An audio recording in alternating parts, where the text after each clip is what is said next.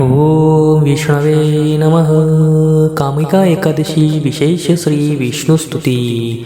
ब्रह्मोवाच नामक्षराब्धिवासाय नागपर्यङ्कशायिने नमः श्रीकरसंस्पृष्ट दिव्यपादाय विष्णवे नमस्ते योगनिद्राय योगान्तर्भाविताय च ताक्षासनाय देवाय गोविन्दाय नमो नमः.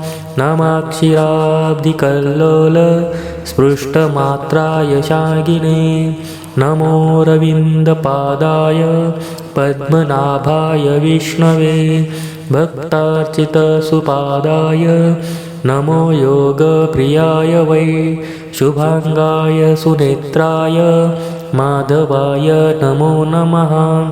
सुकेशाय सुनेत्राय सुललाटाय चक्रिणे सुवक्त्राय सुकर्णाय श्रीधराय नमो नमः. सुवक्षसे सुनाभाय पद्मनाभाय वै नमः. सुभ्रुवे चारुदेहाय चारुदन्ताय शागिने चारुजङ्घाय दिव्याय केशवाय नमो नमः.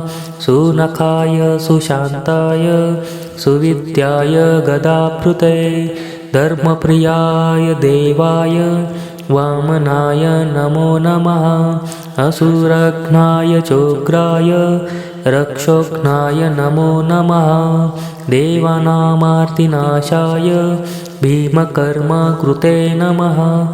नमस्ते लोकनाथाय रावणान्तकृते नमः.